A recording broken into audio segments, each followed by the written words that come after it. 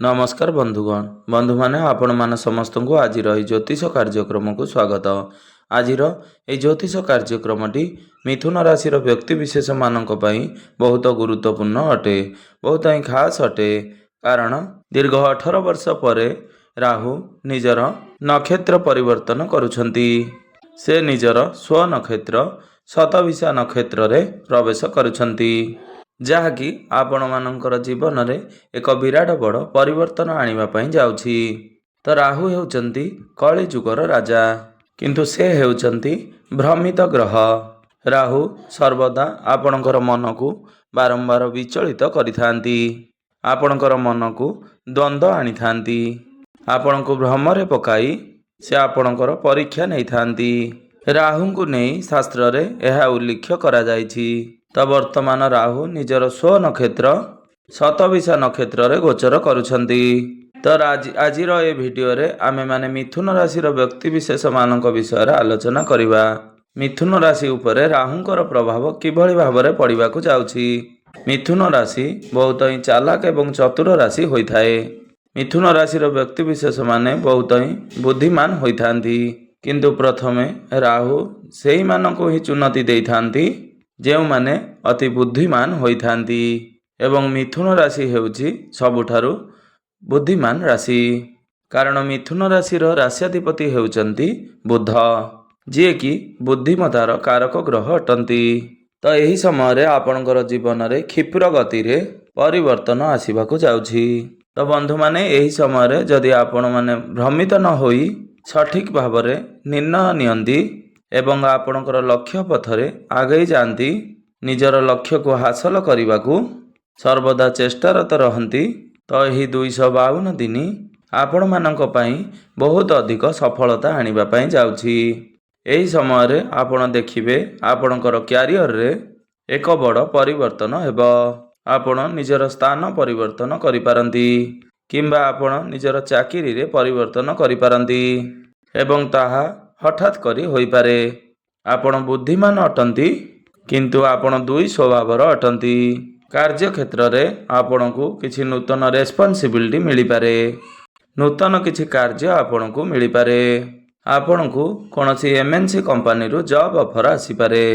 आपण जदि communication line रे अछंती, राइटिंग लाइन रे अछंती, जदि मीडिया लाइन रे काम करूछंती, जर्नलिज्म अछंती, आईटी सेक्टर रे काम करूछंती, आपण जदि साइबर सिक्योरिटी रे अछंती बा डिजाइनर अछंती, तो यही समयटी आपण मानक पई बहुत सफलता आनी देबाकू जाउअछि। एही समयटी आपणकर बुद्धि ठीक जगह ठीक कथा एवं क्षिप्र निर्णयर परीक्षार समय रहिबो, किंतु आपण को 5टी जिनिसर विशेष ध्यान रखिबाकू पड़िबो। जदि यही सब कथार आपण ध्यान न रखंती, ए सब कथा को आपण न मानंती, तो आपण को अनेक समस्यार सामना करने को पड़ पारे। आपण मन रखंतु, आपण तरबर होई किंबा एक्साइटेडमेंट होई जेपरी आपणकर कार्य क्षेत्र रे कोनोसी निष्पत्ति बा डिसीजन न नियंती, आपण निजर चाकरी परिवर्तन न करंती। एथि प्रति आपण विशेष भाव रे ध्यान रखिबे। द्वितीय रे आपण जेउ कथाटी को बुझी पारु नाहंती, जेउ कथा को नै आपण द्वंद्व रे अछंती, सेठारे आपण न भावी न चिंती हाँ करंतु नाही बा राजी न हुंतु। आपणकर क्यारियर रे आपणकर बॉस को सामना रे जेउ माने आपणकर सहकर्मी अछंती, सेमानक सामना रे ओभर स्मार्ट हुंतु नाही, कारण आपणक पई यह क्षतिकारक साब्यस्त हेबो। कारण जेहेतु राहु निजर स्व नक्षत्र रे गोचर करूछंती, तो आपणक मध्य रे से ओभर स्मार्ट एवं ओभर कॉन्फिडेंस बढ़ाई देबे। आपण मने रखंतु, आपण जदि किछि इंटरव्यू देउचंती ओभर कमिटमेंट मध्य करंतु नाही। आपण को डिजिटल फील्ड रे बहुत अधिक सफलता प्राप्ति हेबा पई जाउअछि, कारण राहु ए सब क्षेत्र रे अधिक सफलता प्रदान करिथांती। तो जदि आपण ऑनलाइन बिजनेस करूछंती, डिजिटल मार्केटिंग रे काम करूछंती, ई कॉमर्स रो काम करूछंती, ट्रेडिंग रे काम करूछंती, कंसल्टिंग रे काम करूछंती, सोशल मीडिया रिलेटेड किसी भी कार्य करूछंती, तो ये सबुथिरे आपण बहुत भल ग्रोथ देखा पाइबे। आपण को बिजनेस रे नूतन क्लाइंट मिलिबे, आपण को नूतन डील प्राप्ति हेबो। व्यापार रे आपण हठात करी ଗୋଟେ ବଡ଼ ଲାଭ ଦେଖିବାକୁ ପାଇବେ। ଆପଣ ନିଜର ମିତ୍ରମାନଙ୍କ ଦ୍ୱାରା ବ୍ୟବସାୟରେ ଲାଭ ପାଇବେ। କିନ୍ତୁ ବ୍ୟାପାରରେ ଆପଣଙ୍କୁ କିଛି କଥାର ବିଶେଷ ଧ୍ୟାନ ରଖିବାର ଅଛି। ଯେପରିକି ଆପଣ ଯଦି ପାର୍ଟନରସିପ୍ରେ ବେପାର ବାଣିଜ୍ୟ କରୁଛନ୍ତି ତ ଆପଣ ଅନ୍ଧ ଭଳି ବା ଆଖି ବୁଜି କାହା ଉପରେ ବିଶ୍ୱାସ କରନ୍ତୁ ନାହିଁ। ଯଦି ଆପଣ ସେଭଳି ଅନ୍ଧ ଭଳି ବିଶ୍ୱାସ କରୁଛନ୍ତି ତେବେ ଆପଣଙ୍କୁ ଏକ ବହୁତ ବଡ଼ କ୍ଷତିର ସାମ୍ନା କରିବାକୁ ପଡ଼ିବ। ତେଣୁ ଆପଣ ଯାହା ବି କିଛି ଡିସିସନ୍ ନେଉଛନ୍ତି ବହୁତ ଭାବି ଚିନ୍ତି ବୁଝି ବିଚାରି ଡିସିସନ୍ ନିଅନ୍ତୁ।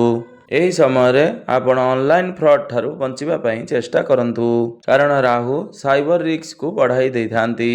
ଆପଣମାନେ ବିଶେଷ ଧ୍ୟାନ ଦିଅନ୍ତୁ, ଯଦି ଆପଣଙ୍କର ଜନ୍ମ କୁଣ୍ଡଳୀରେ ରାହୁ ଭଲ ସ୍ଥିତିରେ ଅଛନ୍ତି, ଉଚ୍ଚ ସ୍ଥିତିରେ ଅଛନ୍ତି ବା ସ୍ୱରାଶିରେ ବିରାଜମାନ ଅଛନ୍ତି ତ ରାହୁ ଏଠାରେ ଆପଣଙ୍କୁ ଶୁଭ ଫଳ ପ୍ରଦାନ କରିବେ। କିନ୍ତୁ ଯଦି ରାହୁ ଆପଣଙ୍କ କୁଣ୍ଡଳୀରେ ଖରାପ ସ୍ଥିତିରେ ଅଛନ୍ତି, ଶତ୍ରୁ ଗୃହରେ ଅଛନ୍ତି ବା ନିଚସ୍ଥ ଅଛନ୍ତି ତ ଏଠାରେ ଆପଣଙ୍କୁ ଏସବୁ କଥା ପ୍ରତି ବିଶେଷ ଧ୍ୟାନ ରଖିବାର ଅଛି। ଆପଣଙ୍କର ଆର୍ଥିକ ସ୍ଥିତି କଥା ହେବା ଯଦି ତ ଆପଣ ହଠାତ୍ କରି କୌଣସି ଦିଗରୁ ଧନ ପ୍ରାପ୍ତି ଲାଭ ମିଳିବାର ସୁଯୋଗ ବନୁଅଛି। ହଠାତ୍ କରି ଆପଣ ଆପଣଙ୍କର ଆୟରେ ବୃଦ୍ଧି ଦେଖିବାକୁ ପାଇବେ ଏବଂ ହଠାତ୍ କରି ଆପଣଙ୍କର ଖର୍ଚ୍ଚ ମଧ୍ୟ ବଢ଼ିବାକୁ ଲାଗିବ। ରାହୁ ମିଥୁନ ରାଶିର ବ୍ୟକ୍ତିବିଶେଷମାନଙ୍କୁ ଅଚାନକ ଭାବରେ ଧନ ପ୍ରଦାନ କରିଥାନ୍ତି ଏବଂ ବେଳେବେଳେ ଆପଣଙ୍କର ଅଚାନକ ଭାବରେ ଧନ ମଧ୍ୟ କ୍ଷତି ହୋଇଥାଏ। ତେଣୁ ଆପଣଙ୍କ କୁଣ୍ଡଳୀରେ ଯଦି ରାହୁ ଖରାପ ସ୍ଥିତିରେ ରହିଛନ୍ତି ତ ଏସବୁ କଥା ପ୍ରତି ଆପଣଙ୍କୁ ବିଶେଷ ଧ୍ୟାନ ରଖିବାର ଅଛି। ତେବେ ଆପଣ ମନେ ରଖନ୍ତୁ, ଯେତେବେଳେ ଆପଣଙ୍କର ଆୟରେ ବୃଦ୍ଧି ହେବ ଆପଣ ନିଜର ପଇସାକୁ ସଞ୍ଚୟ କରିବାକୁ ଚେଷ୍ଟା କରନ୍ତୁ। କୌଣସି ଆଜ୍ୟବାଜ୍ୟ ଖର୍ଚ୍ଚ ନ କରି ସଠିକ୍ ମାର୍ଗରେ ଟଙ୍କାକୁ ଖର୍ଚ୍ଚ କରନ୍ତୁ। ଆପଣ ଯଦି ନିଜର ଟଙ୍କାକୁ ଭଲ ଜାଗାରେ ଇନଭେଷ୍ଟମେଣ୍ଟ କରନ୍ତି ବା ସେଭିଂ କରନ୍ତି ତେବେ ଆପଣଙ୍କ ପାଇଁ ଲାଭଦାୟକ ହେବ। ଏବଂ ଆପଣ ଏହି ସମୟର ଅବଧି ମଧ୍ୟରେ ଯଦି କିଛି ଲୋନ୍ ନେଉଛନ୍ତି ବା ଧାର କରଜ କରିବେ ତ ଆପଣ ମନେ ରଖନ୍ତୁ, ଯେତିକି ସୁଝି ପାରିବେ ସେହି ହିସାବରେ ହିଁ ଆପଣ ଲୋନ୍ ନିଅନ୍ତୁ। ନିଜର କ୍ଷମତା ଠାରୁ ଅଧିକ ଲୋନ୍ ନିଅନ୍ତୁ ନାହିଁ। ଯେଉଁ ବ୍ୟକ୍ତିବିଶେଷମାନଙ୍କୁ ଆପଣ ଭଲ ଭାବରେ ଜାଣିନାହାନ୍ତି ସେହି ବ୍ୟକ୍ତିମାନଙ୍କୁ ଆପଣ ଧାର କରଜ ଦିଅନ୍ତୁ ନାହିଁ। ତ ବନ୍ଧୁମାନେ, ମିଥୁନ ରାଶିର ବ୍ୟକ୍ତିବିଶେଷମାନଙ୍କର ବାକ୍ ଶକ୍ତି ବହୁତ ଭଲ ରହିଥାଏ। ଏମାନେ ନିଜର କଥାବାର୍ତ୍ତାର ଶୈଳୀ ଦ୍ୱାରା ଅନ୍ୟମାନଙ୍କୁ ଆକର୍ଷିତ କରିଥାନ୍ତି, ଯାହାକୁ କି ବର୍ତ୍ତମାନ ରାହୁ ଆପଣଙ୍କୁ ସେହି କ୍ଷମତାକୁ ଅଧିକ ବଢ଼ାଇ ଦେବେ।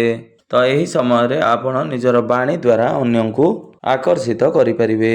କିନ୍ତୁ ନିଜର ପାର୍ଟନରକୁ ନେଇ ଆପଣ ବେଳେବେଳେ ଦ୍ୱନ୍ଦ୍ୱରେ ରହିପାରନ୍ତି। ଯେଉଁମାନେ ସିଙ୍ଗିଲ୍ ଅଛନ୍ତି ସେମାନଙ୍କୁ ନୂତନ ସମ୍ପର୍କ ବନିବାର ଯୋଗ ବନୁଅଛି। କିନ୍ତୁ ଯେଉଁ ବ୍ୟକ୍ତିବିଶେଷମାନେ ରିଲେସନସିପ୍ରେ ଅଛନ୍ତି ସେମାନଙ୍କ ମଧ୍ୟରେ ମିସ୍ଅଣ୍ଡରଷ୍ଟାଣ୍ଡିଂ କ୍ରିଏଟ୍ ହୋଇପାରେ। ଆପଣଙ୍କର ସ୍ୱାସ୍ଥ୍ୟ କଥା ହେବା ଯଦି ତେବେ ଆପଣଙ୍କର ନିଦ୍ରାରେ କିଛିଟା ସମସ୍ୟା ଦେଖାଦେଇପାରେ। ଆପଣଙ୍କର ହର୍ମୋନାଲ ଇନବାଲାନ୍ସ ହୋଇପାରେ। ଏହି ସବୁ ଜିନିଷ ପ୍ରତି ଆପଣଙ୍କୁ ବିଶେଷ ଧ୍ୟାନ ଦେବାର ଅଛି। ନଚେତ୍ ସେପରି କିଛି ବଡ଼ ସ୍ୱାସ୍ଥ୍ୟଜନିତ ସମସ୍ୟା ଆପଣଙ୍କର ଦେଖାଯାଉ ନାହିଁ।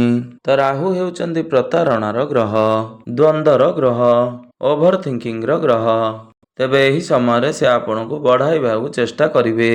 ତେଣୁ ଆପଣ ଯଦି ବଢ଼ିବା ପାଇଁ ଚେଷ୍ଟା କରନ୍ତି ଏହି ସମୟଟି ଆପଣଙ୍କ ପାଇଁ ସଫଳତାର ଦ୍ୱାର ଖୋଲିବାକୁ ଯାଉଛି।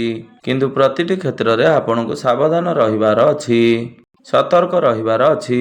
ତ ବନ୍ଧୁମାନେ, ଏହି ସମୟରେ ଆପଣଙ୍କୁ ଆପଣଙ୍କର ପରିବାରରେ ଆପଣଙ୍କର ଭାଇ ଭଉଣୀଙ୍କର ସପୋର୍ଟ ପ୍ରାପ୍ତି ହେବ। କିନ୍ତୁ ଆପଣଙ୍କର ମାଙ୍କ ସହିତ ଏହି ସମୟରେ କିଛିଟା ମତଭେଦ ଦେଖାଦେଇପାରେ। କିନ୍ତୁ ଆପଣ ନିଜେ ଆପଣଙ୍କ ମାଙ୍କ ଠାରୁ ବାଦ ବିବାଦ ଯୁକ୍ତିତର୍କ ଠାରୁ ଦୂରେଇ ରୁହନ୍ତୁ। ତ ବନ୍ଧୁମାନେ, ସବୁବେଳେ ସବୁ କଥାର ଜବାବ ଦେବାଟା ସମ୍ଭବ ହୋଇନଥାଏ। ତେଣୁ ବନ୍ଧୁମାନେ, ଆପଣ ଆପଣଙ୍କର ଗୃହରେ ହେଉ କିମ୍ବା ବାହାରେ ହେଉ ପ୍ରତ୍ୟେକ କଥାରେ ଜବାବ ଦେବା ଠିକ୍ ବୋଲି ବିବେଚନା କରିବେ ନାହିଁ। ପରିବାର ଆପଣଙ୍କର ଅଟେ, ପରିବାରର ଦାୟିତ୍ୱ ମଧ୍ୟ ଆପଣଙ୍କର ଅଟେ। ତେଣୁ ଆପଣ ଆପଣଙ୍କର ପରିବାରକୁ ଭଲରେ ରଖିବାକୁ ଚେଷ୍ଟା କରନ୍ତୁ। ଯଦି ଆପଣ ବିଦେଶରେ ରହୁଛନ୍ତି ବା MNC କମ୍ପାନୀରେ କାମ କରୁଛନ୍ତି ତ ଏହି ସମୟରେ ଯଦି ଆପଣଙ୍କର ଗ୍ରୀନ୍ କାର୍ଡ଼କୁ ନେଇ ସମସ୍ୟା ରହୁଛି, ଭିସାକୁ ନେଇ ସମସ୍ୟା ରହୁଛି ବା ଷ୍ଟଡି ବିଷୟରେ ପ୍ରୋବ୍ଲେମ୍ ଆସୁଛି ତ ଏହି ସମୟରେ ଆପଣଙ୍କୁ ରାହୁ ଏସବୁ କ୍ଷେତ୍ରରେ ଅଧିକ ସାହାଯ୍ୟ କରିବେ। ତ ଏହିସବୁ କ୍ଷେତ୍ରରେ ଆପଣଙ୍କର ସମସ୍ୟା ଦୂର ହେବା ପାଇଁ ଯାଉଛି। ଯେଉଁମାନେ ବିଦେଶକୁ ଯାତ୍ରା କରିବାକୁ ଚାହୁଁଥିଲେ ସେମାନେ ଏହି ସମୟରେ ବିଦେଶ ଯାତ୍ରା କରିବେ। ତ ବନ୍ଧୁମାନେ ଏବେ ଆସନ୍ତୁ ଜାଣିନେବା କିଛି ବିଶେଷ ପ୍ରତିକାର ବିଷୟରେ। ଯେଉଁ ପ୍ରତିକାର ଗୁଡ଼ିକ କରିବା ଦ୍ୱାରା ଆପଣଙ୍କର ଯେଉଁ ସବୁ ଅଶୁଭତ୍ୱ ରହୁଛି ସେଗୁଡ଼ିକ ଖଣ୍ଡନ ହୋଇ ଆପଣଙ୍କୁ ଶୁଭ ଫଳ ପ୍ରଦାନ କରିବେ ବା ରାହୁଙ୍କର କୁପ୍ରଭାବ କମ୍ ହୋଇଯିବ। ଆପଣ ପ୍ରତ୍ୟେକ ବୁଧବାର ଦିନ ଗୋମାତାଙ୍କୁ ସବୁଜ ଚାରା ଖାଇବା ପାଇଁ ଦିଅନ୍ତୁ। ପ୍ରତ୍ୟେକ ଦିନ ବୁଧଙ୍କର ବୀଜ ମନ୍ତ୍ରର ଜପ 108 ଥର ଅବଶ୍ୟ ଜପ କରନ୍ତୁ ଏବଂ ପ୍ରତ୍ୟେକ ଦିନ ଆପଣ ରାହୁଙ୍କର ବୀଜ ମନ୍ତ୍ରର ଜପ 108 ଥର ଜପ କରନ୍ତୁ।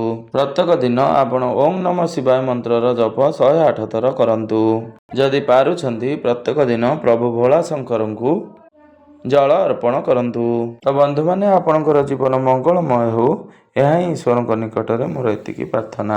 ଧନ୍ୟବାଦ।